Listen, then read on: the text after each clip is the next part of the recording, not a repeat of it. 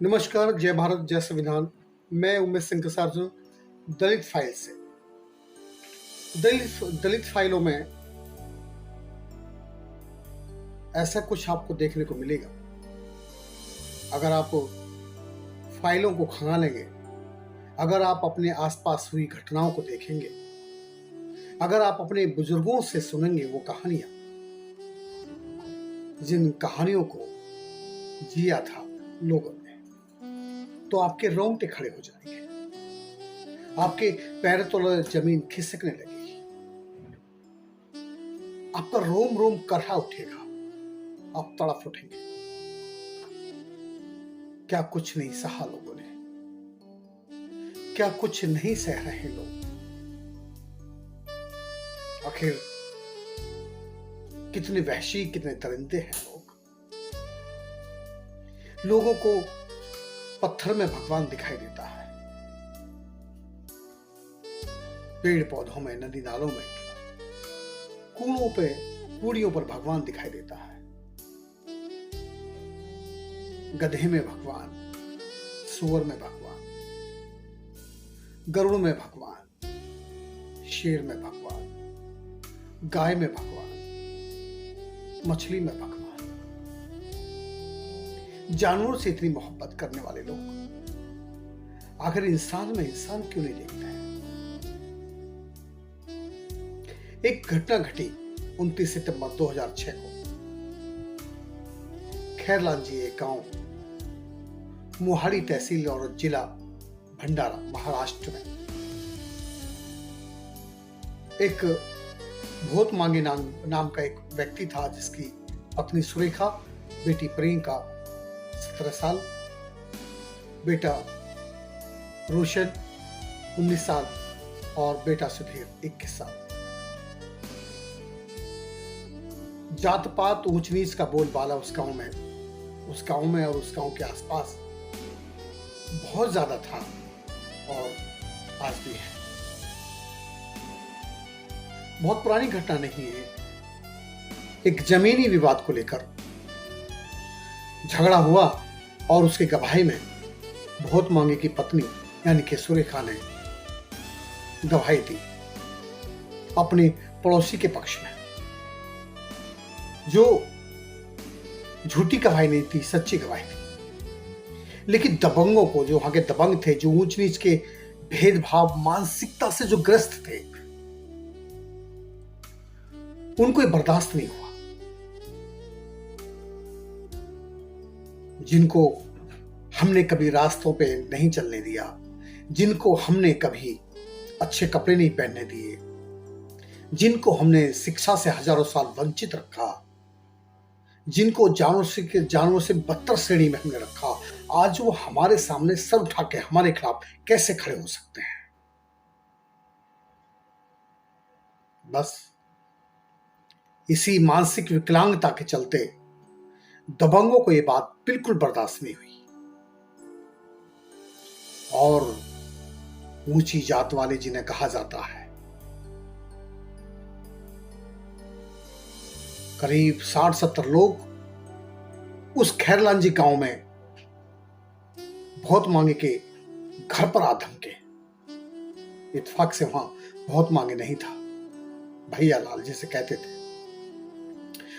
उसकी पत्नी सुरेखा और बेटी प्रियंका और बेटा रोशन और सुधीर थे। 50-60 की भीड़ थी। सबके हाथ में डंडे, लाठी, सरिया, पत्थर, चाकू, यानी कि उनको उस समय जो कुछ मिला सब उन्हीं के हाथ में था। और बस उन चारों को खींच के बाहर निकाल लिया और बाहर निकल के उनको बहुत मारा और उनके एक एक करके कपड़े नोच दिए। सबको नंगा करके पूरे गांव में नंगा घुमाया और पूरा गांव मूक बना रहा। दबंगों की इतनी दहशत, क्योंकि वो रसूख वाले लोग थे, पॉलिटिकल पावर भी उनके पास थी, इसलिए कोई भी उनके सामने मुंह नहीं खोल रहा था, क्योंकि उन्हें अपनी मौत का भय था।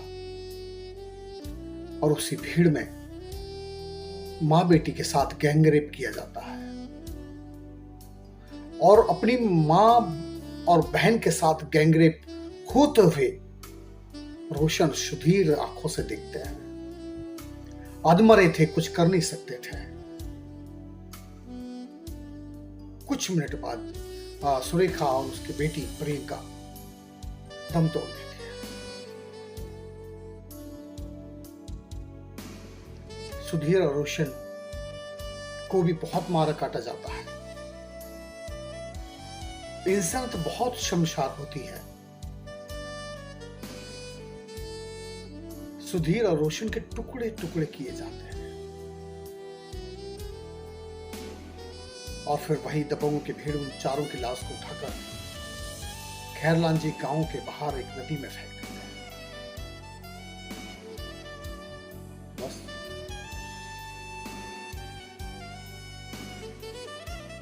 जब बहुत मांगे को ये बात पता लगती है, वो अपने गांव की ओर दौड़ता है और गांव के बाहर ही कुछ लोग उसे रोक लेते हैं और कहते हैं, तू घर मत जा, वरना तुझे भी वो मार देंगे।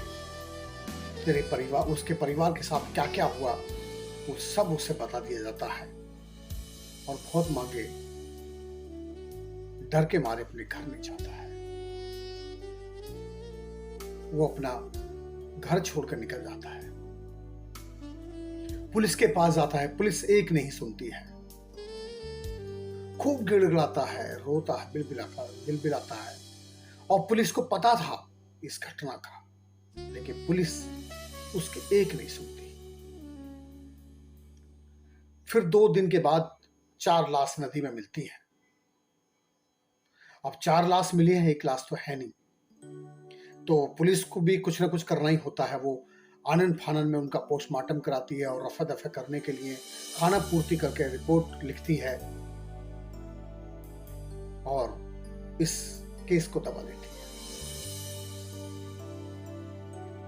लेकिन जहां हजारों लोग चुप बैठे हो, एक व्यक्ति अपनी कलम चलाता रहता है। सम्राट टाइम के नाम से वो प्रमुखता से इस खबर को छापता रहता है। उसी अखबार की बदौलत ये बात देश के दलित नेताओं के पास पहुंचती है और दलित नेता संघर्ष करने शुरू करते हैं, उस गांव पहुंचते हैं और फिर दिल्ली में बैठे दलित नेताओं को, संसद में बैठे नेताओं को ये बात पता चलती है, तो फिर ये बात एक धीरे धीरे सुलगने लगती है और पूरे देश में ये बात पहुंच जाती है। और प्रमुखता से 2 महीने के बाद टाइम्स ऑफ इंडिया अखबार इस बात को छापता है, इस घटना को, और फिर पूरे देश में बात फैल जाती है। तो पूरे देश में जगह जगह धरना प्रदर्शन, आंदोलन युवा और दलित लीडर करने लगते हैं। कोल्हापुर, सोलापुर, मुंबई, नागपुर, पुणे, सब जगह धरना प्रदर्शन और आंदोलन होते हैं। और नागपुर में तो लाठीचार्ज होता है, हिंसा होती है, हिंसा भड़क जाती है। मुंबई के आजाद मैदान में हजारों लोग इकट्ठा होते हैं और दोषियों की फांसी की मांग उठने लगती है, लेकिन कोई सुनने वाला नहीं, ना केंद्र सरकार ना राज्य सरकार। राज्य सरकार में उस समय विलासराव देशमुख मुख्यमंत्री होते हैं और आर पाटिल गृह मंत्री होते हैं। कोई उनकी नहीं सुनता। लेकिन जब इस बात को मीडिया सुनती है और मीडिया भी इस घटना को प्रमुखता देने लगती है और रिपोर्टिंग होती है, न्यूज बनती है, तो फिर सरकार की किरकिरी होती है और सरकार फिर आनन फानन में ये केस सीबीआई को सौंप देती है। और उस समय सीबीआई 36 लोगों को नामजद करती है और 36 लोगों के नाम सौंपती है पुलिस को, और पुलिस को केस दर्ज करना होता है। लेकिन पुलिस में छुपे हुए भेड़िए, ऊंच नीच का भेद रखने वाले भेड़िए 26 लोगों को उस सीबीआई की जांच रिपोर्ट से बाहर कर देते हैं। 10 लोगों पे मुकदमा चलता है और 2 साल के बाद फैसला आता है। 6 लोगों को फांसी की सजा यानी कि मौत की सजा सुनाई जाती है, 2 लोगों को उम्र कैद और 2 लोगों को 25 साल की सजा सुनाई जाती है। उसके बाद फिर वो मुकदमा हाई कोर्ट नागपुर की बेंच में चलता है और फिर 2013 में फैसला आता है। 6 लोगों को मौत की सजा से मुक्त कर दिया जाता है, उनको उम्र कैद सुना दी जाती है।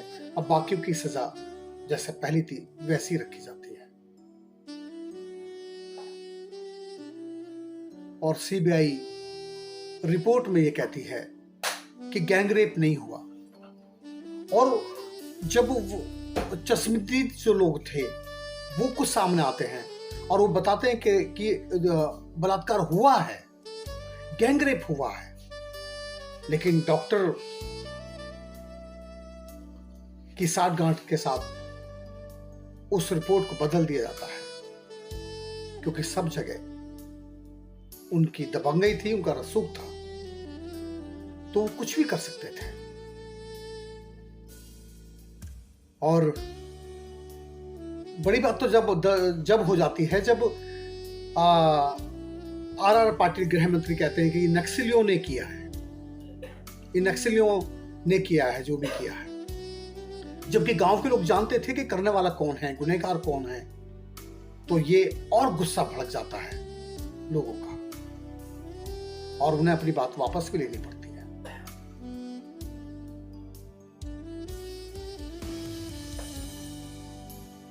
और जब भी कभी बहुत मांगे से पूछा गया मीडिया के द्वारा, इन लोगों के द्वारा, वो अपना गांव छोड़ देता है और एक वॉचमैनी करता है 15,000 रुपये महीने के लिए, और इस उम्मीद पे वो जिंदा रहता है कि मैं अपनी पत्नी और अपने बेटी और अपने बेटों के कातिलों को सजा पाते हुए देखना चाहता हूं अपनी आंखों के सामने। बस यही सपना सजोए लिए वो जी रहा होता है।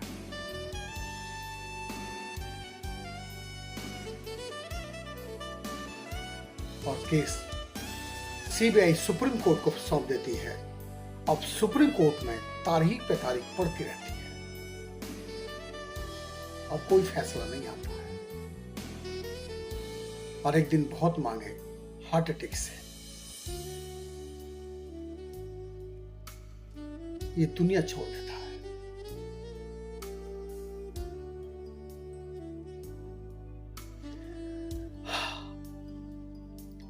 ये तो सिर्फ एक घटना है।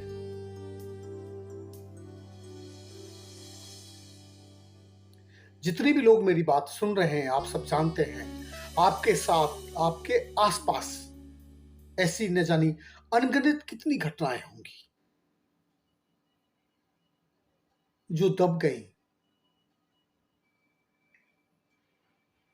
और कहीं जिक्र भी नहीं हुआ। बहुत सारी ऐसी घटनाएं घटती रहती हैं और लोग संघर्ष नहीं करते हैं, बर्दाश्त कर लेते हैं जुल्म को और इंसाफ नहीं मिलता है। माँ ने अपनी बेटी ने माँ को आके बताया कि माँ, मैं आज घास खोदने गई थी और चौधरी साहब ने मुझे ईंख में खींच लिया और मेरे साथ बदतमीजी की, मेरा बलात्कार किया। माँ बेटी के मुंह पे हाथ रख देती है,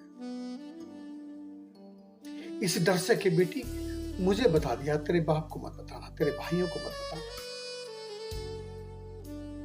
अगर ये बात गांव के लोगों को पता लग गई तो तुझसे शादी कौन करेगा?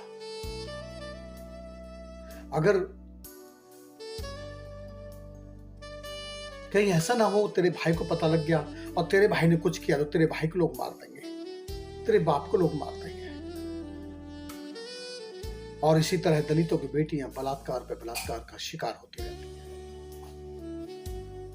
सहती रहती है, सहती रहती है। आखिर कब तक चलेगा ये सिलसिला? हम कब तक ऊंच नीच के भेदभाव को मानते रहेंगे? आखिर हम इंसान कब बनेंगे? हमें इंसान से कब मोहब्बत होगी? ये एक सवाल है। हालांकि कहानी है और एक आदमी पर गुजरी हुई कहानी है। आपको तो ये फिल्म की स्क्रिप्ट लग रही होगी, लेकिन हकीकत में बहुत मांगे ने जिसने इस जिंदगी को जिया है, जिस सुरेखा ने, उसकी पत्नी ने इस दर्द को सहा है,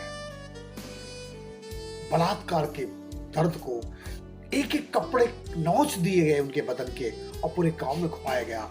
प्रियंका के साथ गैंगरेप किया गया, बेटी के साथ, सुरेखा के साथ, पत्नी के साथ गैंगरेप किया गया। जरा सोच कर देखिए, उस समय करने वालों के दिल में कितना वहसीपन होगा, देखने वाले लोग कितने अंदर से घुट रहे होंगे।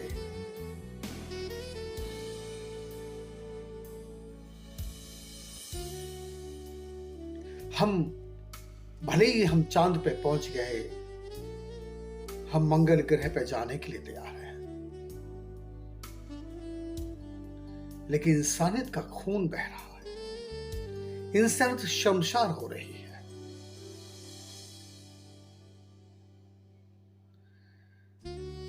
कैसे बदलेगा ये देश? कैसे बदलेगा ये समाज? इस ऊंच नीच के भेदभाव से ऊपर उठकर क्या हम एक अच्छे भारत, सशक्त भारत, शिक्षित भारत की कल्पना कर सकते हैं, जहां सबको आजादी से जीने का हक हो, जहां किसी के प्रति कोई द्वेष भावना ही ना हो? ऐसी व्यवस्था होनी चाहिए। मैं जानता हूं कि मेरे जीते जी शायद ये नहीं होगा, लेकिन शुरुआत तो हम कर सकते हैं। हम शुरुआत कर चुके हैं, आप भी शुरुआत कीजिए। उठिए अपने पराये से ऊपर, महसूस कीजिए उन लोगों के दर्द को जो हजारों सालों से तकलीफ झेलते हुए आ रहे हैं। अगर आप नहीं उठे तो कल आप भी शिकार होंगे। इस उम्मीद के साथ कि आप शोषण मुक्त भारत का निर्माण करेंगे, इस शोषण मुक्त भारत में आपके बच्चे फले फूलेंगे और देश को महान बनाएंगे। इस उम्मीद के साथ मैं फिर कभी मुलाकात करूंगा। जय भारत, जय संविधान।